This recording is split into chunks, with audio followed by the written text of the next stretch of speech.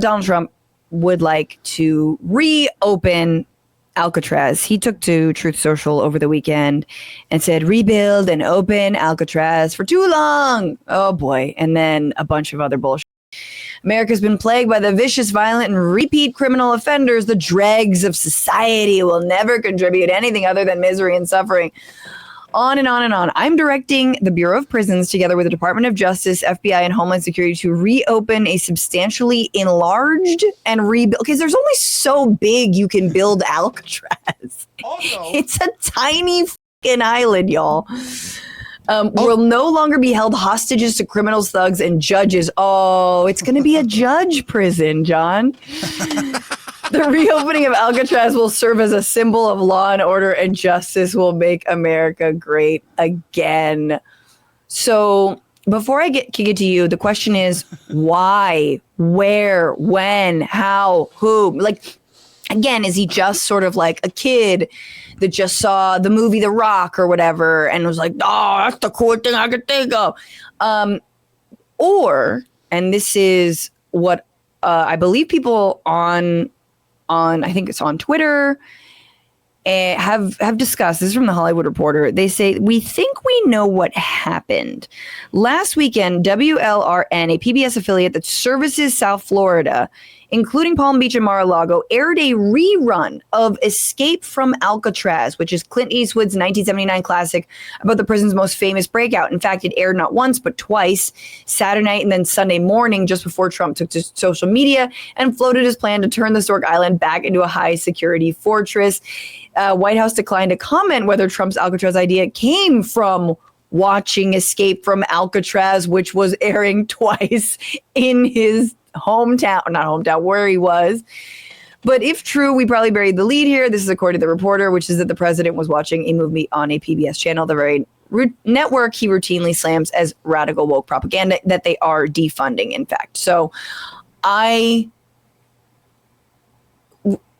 yes, that's exactly what happened, because he's an old, angry, racist man who watches classic movies and it's like, how come we can't do that again? You know?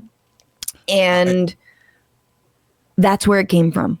I didn't think that second part was real. I didn't like, I saw it on Twitter, but I just thought it was just my echo chamber just sounding off like, oh yeah, you have a Ukraine flag and a rainbow flag in your Threads bio. Yeah, of course you're going to just assume that. But I didn't realize they were like, no, we checked the, oh my God. It's just, I know that this is our reality, but are you guys not entertained? Like it is good stuff. Like it's bad that like I'm about to become a parent. You are a parent. We are handing a very broken world and democracy to our children. But like, look at them in the eyes and go, news used to be boring. They used to talk about the deficit. Now we're talking about Clint Eastwood during his funnest time. I mean, it does. Again, I do feel like the aliens that sent Trump here or the time travelers, is this a way time travelers wouldn't go back and kill Trump.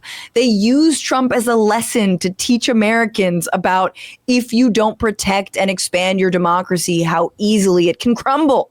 Like, that's what it feels like. And they're going to put it in the dumbest vessel possible. It just feels like every generation gets their perfect avatar. And Trump is the perfect avatar for the baby boomer generation. No, for a baby boomer man. Okay, yeah. That's everything a baby boomer man stands for. It's true, but we're all subjected to it. It's so funny. Like the Alcatraz thing, it's like, again, it's like me as an 8-year-old. Or like whenever I first visited Alcatraz and like buying the shirt and be like, oh, that's cool. Like people escape from here. And then like, you know, I hear they're bringing back Star Search, and it's like watching Star Search and like watching Rambo movies, and just like everything is like blonde bangs and high cut bikinis, and why can't we just touch women without consent? Like everything is so fucking 80s, you know, it's so lifestyles of the rich and famous. And I'm like, even while I was living it as a child, I thought it was corny. I don't need to live it as an adult. Yeah.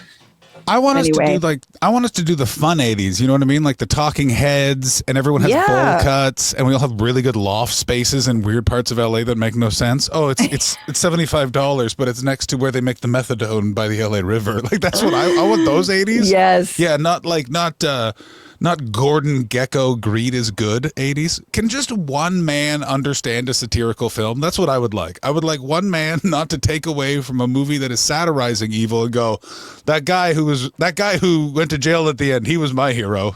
Well, they're not the Empire, they're the Resistance. Okay, John, and as per the White House's May 4th AI tweet, just in case you don't know, may the 4th be with you, and the Trump administration is the Resistance, and you're the Empire, trans. First of all, and this was pointed out, shout out to my friend George, who literally took to our giant old school way too many friends WhatsApp group to point out in that tweet, only Trump would say I'm a good guy with a red lightsaber, when we all know that is the color of the Sith. Good guys have blue or green. I know, all the nerds were like, oh. It was amazing. It was just like literally just like, guys, you know, it's weirder that the president did this. Well, I believe you should probably be reading more fantasy and science fiction if this guy continues to be in charge, my friend. And you're like, all right, well, that's a weird thing to take away from this. What's going on, Frantifa? If you haven't already, subscribe to this channel right now. Hit that button. And also, you can become a patron and support the show every single week. Get access to bonus episodes and exclusive merchandise. Patreon.com/Bitchuation Room. Do it.